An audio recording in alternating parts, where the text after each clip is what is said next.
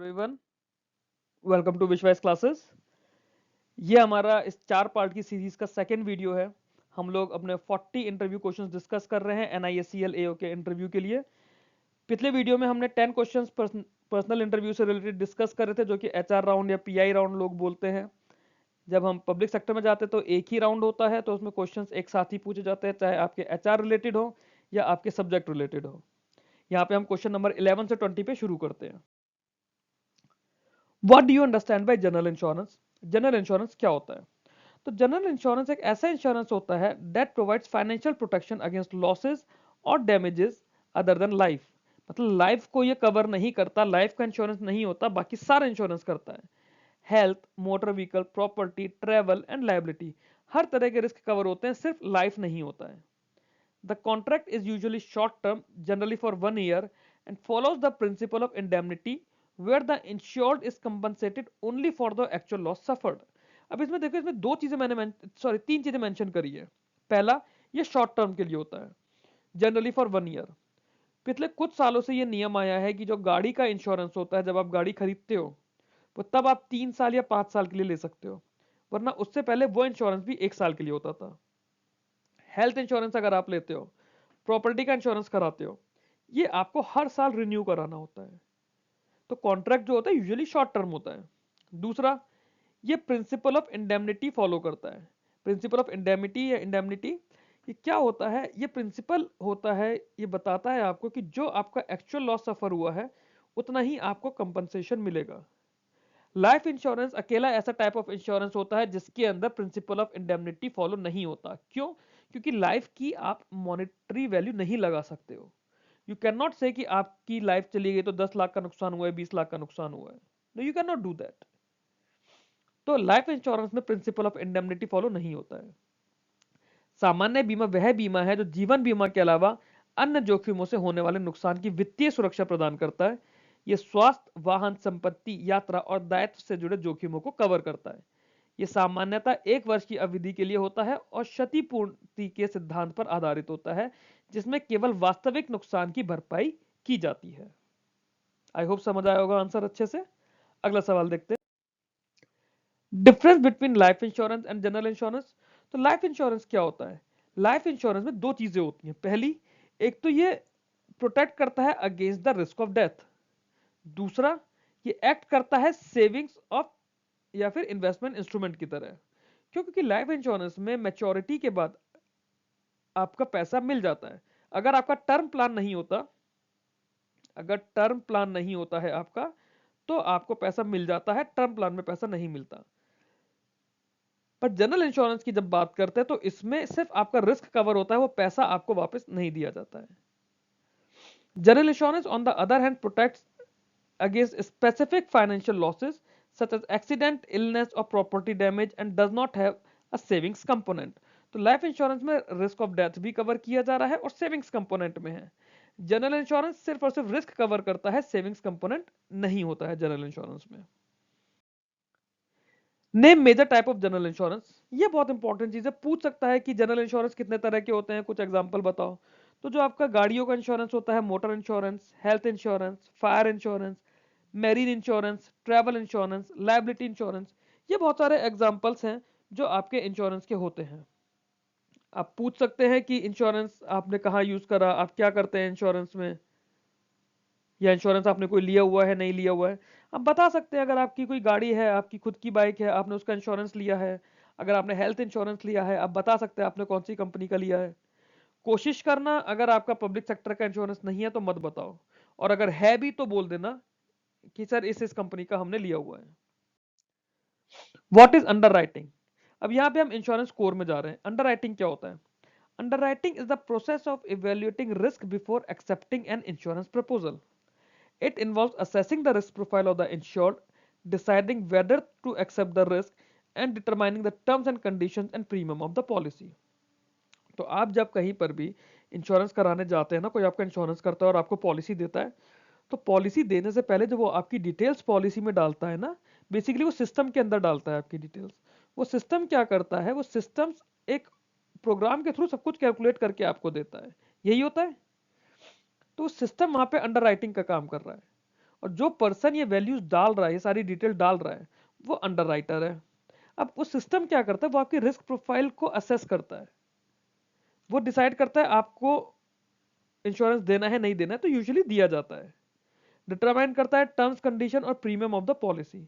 अब ये सब कुछ क्योंकि सिस्टम जनरेटेड है तो वो सिस्टम में होता है, वरना पहले कुछ लोग बैठे होते थे जो ये पूरा काम करते थे।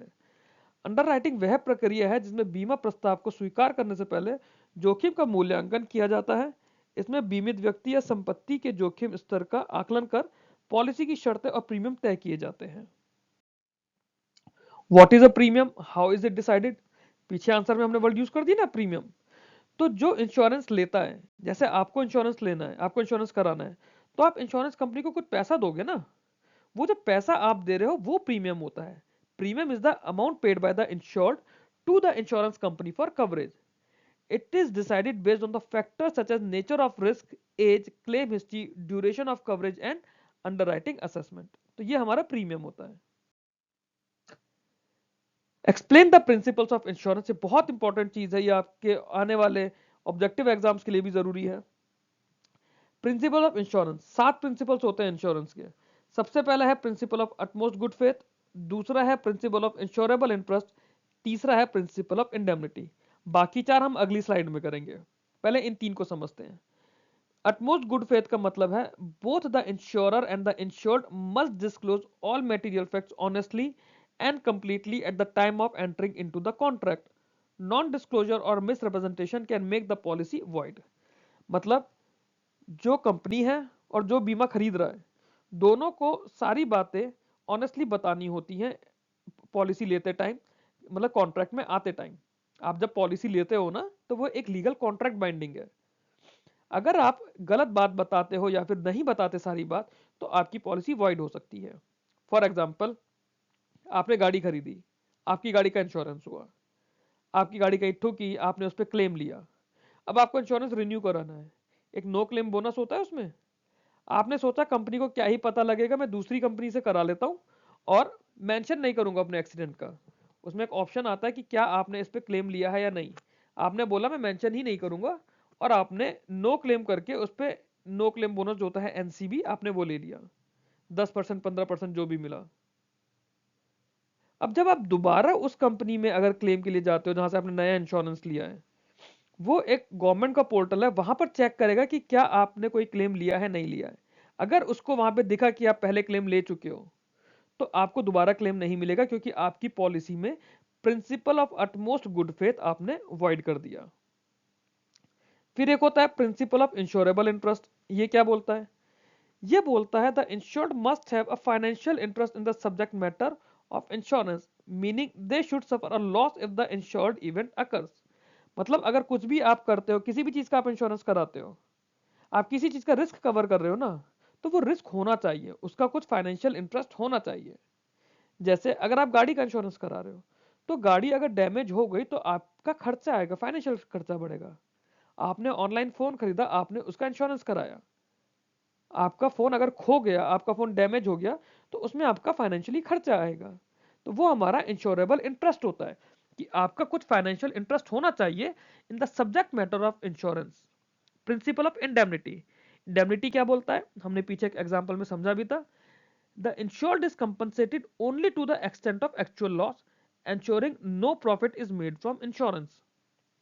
फॉर एग्जाम्पल ऐसे समझ लीजिए, मान लेते हैं आपकी गाड़ी का इंश्योरेंस हुआ और आपकी गाड़ी की वैल्यू अभी कितनी है, जो आईडीवी होती है, इंश्योर्ड डिक्लेयर्ड वैल्यू, या इंश्योरेंस डिक्लेयर्ड वैल्यू होती है। तो मान लेते हैं कि आपकी 6 लाख की गाड़ी है, शोरूम से आई, आपके एक्स शोरूम प्राइस का 90% और समथिंग इंश्योर्ड होता है। ठीक है, मान लेते हैं 6 लाख की गाड़ी है आपकी एक्स शोरूम प्राइस, और आपका इंश्योर्ड है 5,40,000। आपकी गाड़ी ठुक गई और आपका उसमें काफी खर्चा आया, खर्चा मान लेते हैं आपका आ रहा है 1 लाख रुपए उसकी रिपेयर में। अब प्रिंसिपल ऑफ इंडेमनिटी बोलता है कि आपका जो 1 लाख का खर्चा हुआ है, और जो भी टर्म्स एंड कंडीशन है पॉलिसी की, उसके हिसाब से यही आपको भरपाई की जाएगी। ये पूरी भरपाई नहीं की जाएगी, जितना खर्चा आया है, जितना रिस्क हुआ है, वही किया जाएगा। इंश्योरेंस आपके प्रॉफिट बनाने के लिए नहीं है। The insured compensated only to the extent of actual loss, बीमित व्यक्ति को केवल वास्तविक नुकसान की भरपाई की जाती है, ताकि बीमा से लाभ ना कमाया जा सके। क्लियर? इसमें अब अगली स्लाइड में जो इसके बचे हुए 4 प्रिंसिपल्स है वो समझते हैं। चौथे प्रिंसिपल की अगर बात करें, ये कहलाता है प्रिंसिपल ऑफ सबरोगेशन। मतलब paying the claim, the insurer gets the right to recover from the loss of any third party responsible for the damage. दावा भुगतान के बाद बीमाकर्ता को तीसरे पक्ष से क्षतिपूर्ण वसूलने का अधिकार मिल जाता है जो नुकसान के लिए जिम्मेदार है। ऐसे समझ लीजिए कि मान लेते हैं आपकी गाड़ी का एक्सीडेंट हो गया, ठीक है, आपकी गाड़ी का आपने क्लेम ले लिया, आप कोई गाड़ी लेकर आए, से टाटा सफारी आपने खरीद ली है ना, चलो टाटा सियरा खरीद लो, नई गाड़ी है, आपकी गाड़ी ठुक गई, उसका शीशा वीशा टूट गया है, उसका दरवाजा टूट गया, अब आपने वो दरवाजा बदल लिया, ठीक, आपने दरवाजा बदल लिया, बीमा कंपनी ने उसका पेमेंट कर दिया। अब बीमा कंपनी का तो पैसा खर्च हो गया ना उसमें, तो उसके बाद में बीमा कंपनी के पास वो राइट है कि जिसने भी आपका नुकसान करा है, जिसकी वजह से बीमा कंपनी को आपको पैसा देना पड़ा, वो उससे पैसा ले सकता है, जो नुकसान के लिए जिम्मेदार है उससे। वो कहलाता है प्रिंसिपल ऑफ सबरोगेशन। आमतौर पे कंपनीज ऐसा करती नहीं है, क्योंकि ऐसे समझ लो, स्पेशली मैं मोटर इंश्योरेंस की बात बोलूंगा क्योंकि मैंने खुद से काम करा है मोटर इंश्योरेंस में, मैं एक पब्लिक सेक्टर इंश्योरेंस में काम करता था पहले। तो अब आप ये मान लेते हैं कि मान लीजिए दो कंपनी है हमारी, एक कंपनी हो गई NIACL, दूसरी कंपनी हो गई OICL। मेरी गाड़ी का इंश्योरेंस OICL का है, आपका NIACL का है, आपने मेरी गाड़ी ठोक दी, हो सकता है ना ऐसा। अब मैंने अपना OICL से क्लेम ले लिया, अब OICL आपसे उस पैसे की वसूली कर सकता है, बट देन NIACL की नजरों में उसने आपकी गाड़ी का ठीक करा है, उसने आपकी गाड़ी का पे करा है, NIACL भी फिर OICL से मतलब NICL भी फिर OICL से अपना पैसा वसूल सकता है। तो ये कंपनीज आपस में ऐसे करते रह जाएंगी, तो फिर तो हर कंपनी हर क्लेम के लिए एक दूसरे पे केस ही करती रहेगी। तो यूजुअली कंपनीज के बीच में फर्दर ऐसे एग्रीमेंट्स होते हैं कि वो ऐसा करते हैं नहीं करते हैं, वो हमें नहीं समझना। हमारे लिए प्रिंसिपल ऑफ सबरोगेशन का मतलब है कि जो इंश्योरेंस कंपनी है वो जो भी कोई नुकसान के लिए जिम्मेदार है उससे वो अपना नुकसान वसूल सकती हैं। Principle of contribution, principle of contribution ये बोलता है कि अगर same risk is insured with multiple insurers, the claim amount is shared proportionality among them. मतलब अगर एक ही चीज का आपने मल्टीपल इंश्योरेंस करा रखा है तो क्लेम अमाउंट वो सब लोग आपस में शेयर करेंगे, कोई एक ही नहीं उठाएगा सारा उसका सारा burden. Principle of proximate cause, principle of proximate cause क्या बोलता है, the insurer is liable only if the nearest and effective cause of loss is a risk covered under the policy. मतलब ऐसा नहीं है कि जो कोई पॉलिसी में आप कवर भी नहीं कर रहे हो फिर भी उसकी वजह से कुछ हो गया और आप उसका इंश्योरेंस लेना चाहते हो। फॉर एग्जाम्पल जब गाड़ी होती है ना, तो गाड़ी के अंदर एक चीज होती है, वो होता है की इंश्योरेंस। अगर आप कार खरीदते हो तो उसमें की इंश्योरेंस होता है, आपकी चाबी का इंश्योरेंस। अब आपने मान लो की इंश्योरेंस नहीं लिया हुआ है और आपकी चाबी खो गई, अब आप उसको लॉक बदलवा रहे हो, कुछ इस तरह का खर्चा करवा रहे हो, तो क्या वो कवर होगा? नहीं। बट अगर की इंश्योरेंस आपने लिया हुआ है तो उसमें कुछ कुछ चीजें आपकी कवर हो जाएंगी। ऐसे ही गाड़ी में एक इंश्योरेंस में होता है कंज्यूमेबल्स का इंश्योरेंस या कंज्यूमर आर्टिकल्स का, कि गाड़ी में आपका लैपटॉप रखा है, बैग रखा है, उन चीजों का। तो वो तभी होता है जब वो चीजें पॉलिसी के अंदर कवर होती है। ये होता है प्रिंसिपल ऑफ प्रॉक्सिमेट कॉज। फिर एक होता है आखिरी हमारा प्रिंसिपल ऑफ लॉस मिनिमाइजेशन। ये बोलता है कि insured must take responsible steps to minimise loss after the occurrence of an insured event. बीमित व्यक्ति का यह कर्तव्य है कि बीमित घटना होने पर नुकसान को कम करने के उचित प्रयास करें। फॉर एग्जाम्पल आपका शोरूम है और आपने फायर इंश्योरेंस लिया हुआ है, आपके शोरूम में आग लग जाती है, तो ऐसा नहीं है कि हाँ चलो आग लग गई, लगने दो, इंश्योरेंस में कवर हो रहा है। नहीं, आपको वो सारे जो नेसेसरी स्टेप्स है वो लेने होंगे। आप फायर इंश्योरेंस, आप फायर वालों को कॉल करोगे, वो आके आग बुझाने की कोशिश करेंगे। आपके पास खुद से भी सारे फायर सेफ्टी के सिस्टम्स होने चाहिए। तो आपको the insurance must take reasonable steps to minimise loss after the occurrence of an insured event. आपको बीमित घटना के होने पर नुकसान को कम करने के उचित प्रयास करने चाहिए। ये होता है प्रिंसिपल्स ऑफ लॉस मिनिमाइजेशन। तो ये 7 प्रिंसिपल्स थे हमारे, ये आपके इंश्योरेंस एग्जाम के लिए, इंश्योरेंस इंटरव्यू के लिए बहुत ज्यादा इंपॉर्टेंट है। वो आपसे ये भी पूछ सकते हैं कि इंडिविजुअली किसी इंश्योरेंस प्रिंसिपल के बारे में बताओ या सातों के बारे में, या पूछ सकते हैं कि कोई भी 2 बता दो, कोई 3 बता दो। डिपेंड करता है कि पैनल के मन में क्या चल रहा है। अगला सवाल देखते हैं। री इंश्योरेंस क्या होता है? जैसे कंपनी है हमारी जीआईसी री, ठीक है, जनरल इंश्योरेंस कंपनी। री इंश्योरेंस एक कंपनी है हमारी। इसमें क्या होता है, जो इंश्योरेंस कंपनी होती है ना, वो अपना रिस्क दूसरे इंश्योरर को दे देती है। जैसे आप देखिए जो हमारे बैंकिंग में एआईएफआई है, जैसे नाबार्ड हो गया, सिडबी हो गया, ये क्या करते हैं, रीफाइनेंस करते हैं। जैसे किसी एक बैंक ने लोन लिया, सॉरी एक बैंक ने लोन दिया किसी को किसी स्पेसिफिक फील्ड में, वो उसके ऑल इंडिया फाइनेंस इंस्टीट्यूशन से उस लोन को दोबारा रीफाइनेंस करा सकता है। तो सिमिलरली जो इंश्योरेंस कंपनीज होती हैं, वो किसी दूसरी कंपनी से इंश्योरेंस ले लेती हैं, उसको कहते हैं री इंश्योरेंस। ये होता है जीआईसी जनरल इंश्योरेंस कंपनी के थ्रू। पुनर्बीमा वह प्रक्रिया है जिसमें एक बीमा कंपनी अपने जोखिम का कुछ हिस्सा दूसरी बीमा कंपनी को हस्तांतरित करती है। यह बड़े जोखिमों को संभालने और वित्तीय स्थिरता बनाए रखने में मदद करता है। जैसे जीआईसी री जो है वो आपका इंश्योरेंस नहीं करेगी। आपने मान लेते हैं कि कोई बड़ी चीज ले लेते हैं, मान लेते हैं कोई बहुत बड़ी फैक्ट्री लग रही है किसी चीज की, ठीक है, उसका इंश्योरेंस आपने मान लेते हैं यूआईआईसी से ले लिया या फिर एनआईएसीएल से ले लिया। अब एनआईएसीएल को भी तो रिस्क है कि भैया उसने जो रिस्क कवर करा है अगर वो सच में हो गया, बहुत बड़ा उसको अमाउंट देना पड़ गया, तो एनआईएसीएल क्या करेगा, जीआईसी से उस अपने इंश्योरेंस को भी इंश्योर करा लेगा।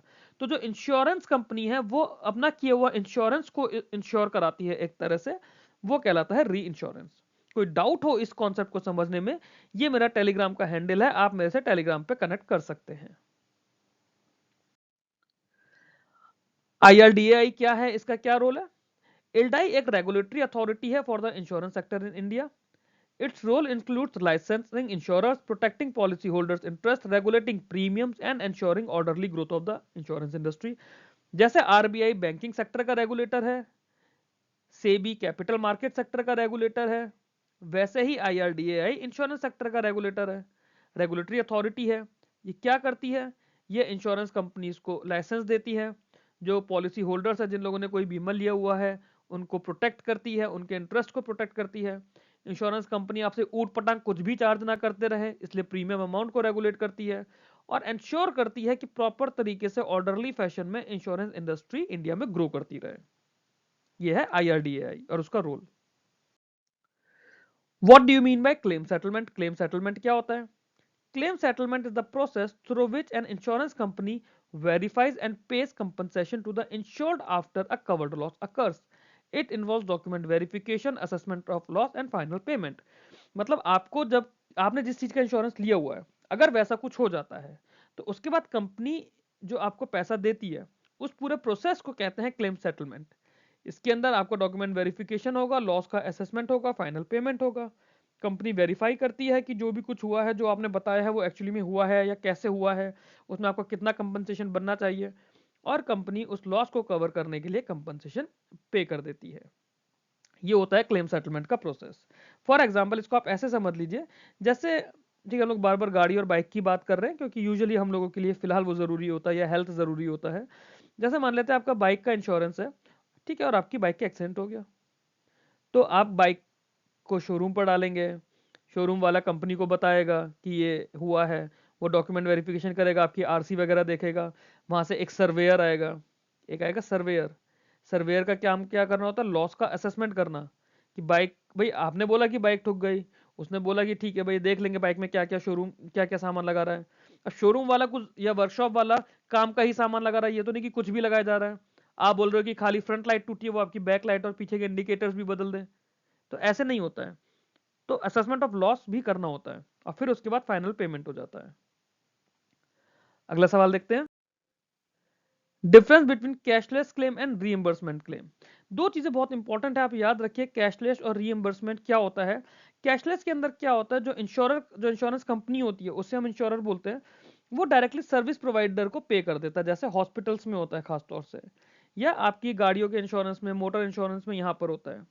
रीएम्बर्समेंट क्लेम में क्या होता है कि जिसने इंश्योरेंस खरीदा हुआ है, जैसे हम जैसे लोगों का है, तो हम पहले खर्चा कर देंगे, उसके बाद हमारे बिल्स को, है ना, जो बिल्स का अमाउंट है वो हम इंश्योरेंस कंपनी से वापस लेंगे। तो अब क्या हो गया कि टाइम के साथ साथ हमारे इंश्योरेंस कैशलेस होते जा रहे हैं। इसमें क्या है, हमें ईजी हो रहा है, हमें वो भागदौड़ नहीं करनी होती, क्योंकि हम तो ऑलरेडी किसी चीज से परेशान हो रखे हैं ना, तो हमें फालतू की भागदौड़ नहीं करनी होती है। कैशलेस दावे में बीमा कंपनी सीधे अस्पताल या सेवा प्रदाता को भुगतान करती है।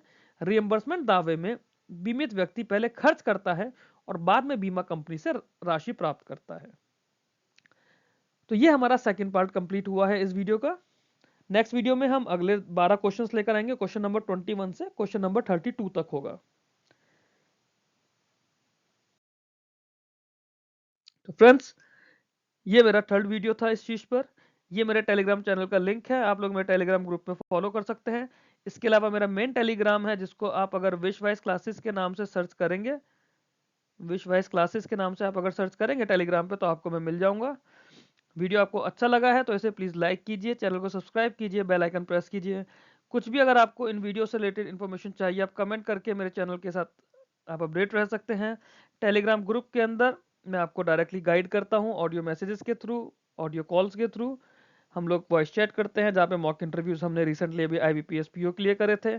NISCL के इंटरव्यू डेट्स आने के बाद हम वहां पर भी ये चीज शुरू करेंगे। ज्वाइन कीजिए, you are going to love it. जो इंटरव्यू हेजिटेशन है वो आपका रिमूव हो जाएगा। Thanks for watching with me.